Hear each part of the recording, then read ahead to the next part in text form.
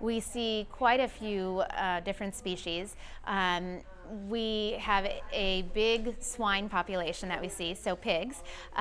We have a 250-pound pig named Buttercup who comes on in, and she's really large, and she has a little bit of difficulty walking, but she comes in for nail trims and she comes in for haircuts, and we give her a full once over just like we would do a dog or a cat. And she takes medications just like dogs would for arthritis.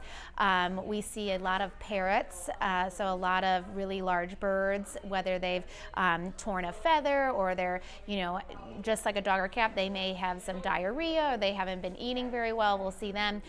We see lots of chameleons, hedgehogs. I've had people bring in chickens, and we see a wide array of animals here. Just in vet school, when I worked at zoos and volunteers with them, we've worked on black bears and mountain lions. I've helped a tiger cub with a broken leg, a kangaroo with a broken leg.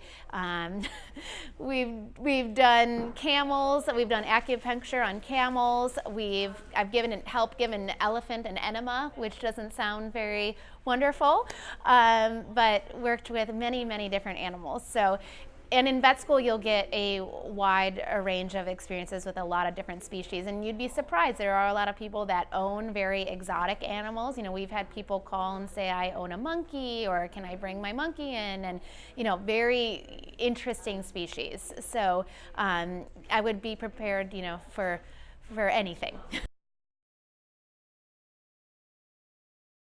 You want to bring your dog or cat to a vet that you feel a connection with. So I really feel someone that is social but friendly and down to earth really makes a difference, because you don't want to feel intimidated, by your doctor or your physician, your dentist.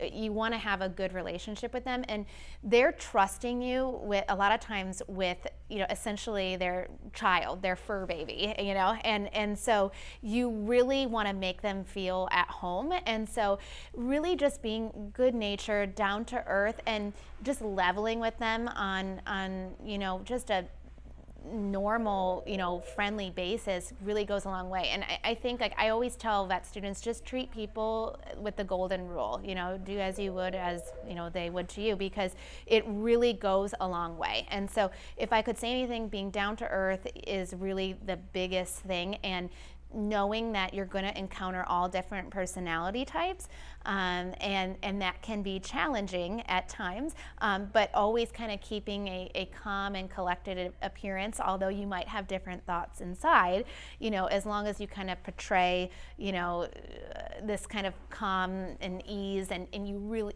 you'll make the person feel more comfortable, you'll make their pet feel more comfortable.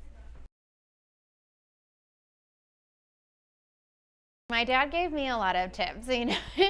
He always tells me, he always says, people hate coming to the dentist. It's we cause so much pain, and it's really hard for people to get past that. And in a way, it's kind of similar. People don't want to see you giving their pet a shot because they perceive you as you're hurting your pet. And so he always tells me, just make sure you explain the process, make sure you talk with them and go through the details of how everything goes.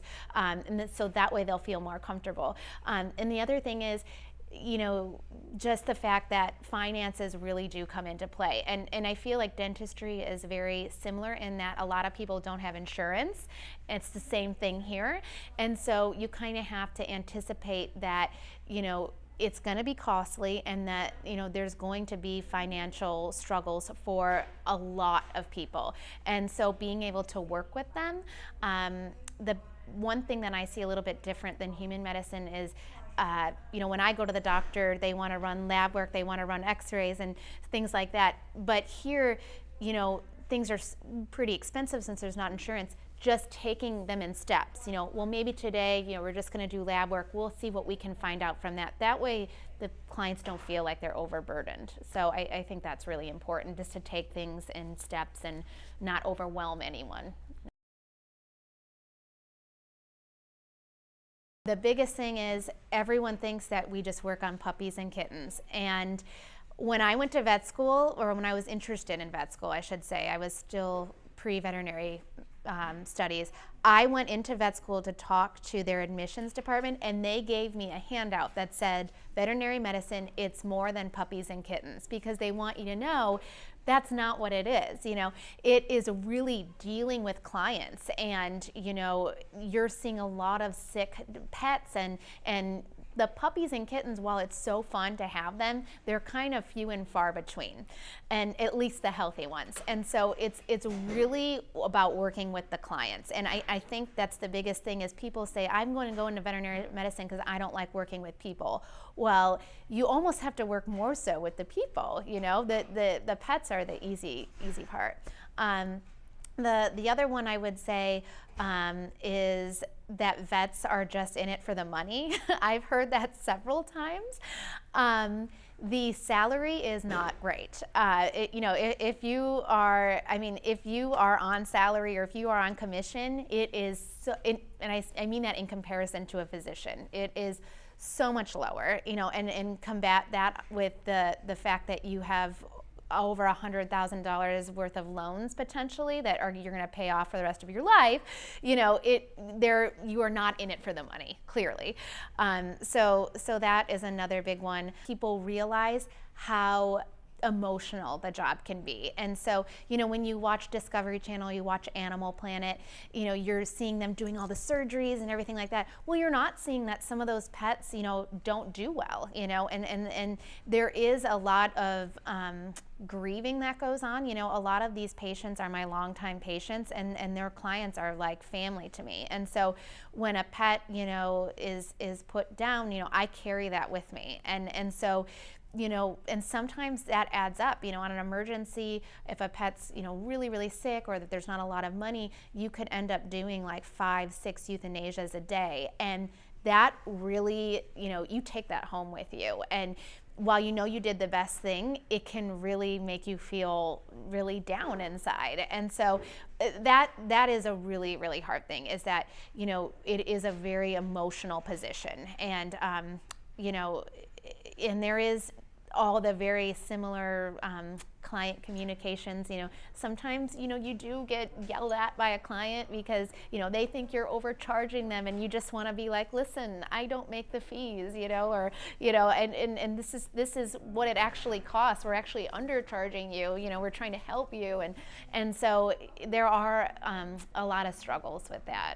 I have heard that from many people, that, you know, if you can't get into medical school, you go to veterinary school. And my father is a dentist. He hears it all the time. Well, you obviously couldn't get into medical school, you know, and that's just not the case. I've never considered being a physician, you know, because I just have always felt such a deep connection with animals. And, you know, it is, in fact, it's harder to get into veterinary school than medical school. And so I think that is a very common misconception. And, you know, when students go to veterinary school, or when we talk to other, you know, students that are studying to be a physician, they are surprised at the amount that we have to know, because, you know, we have to actually know about all the species, not just one. So it is a very common misconception, and we hope to squash that.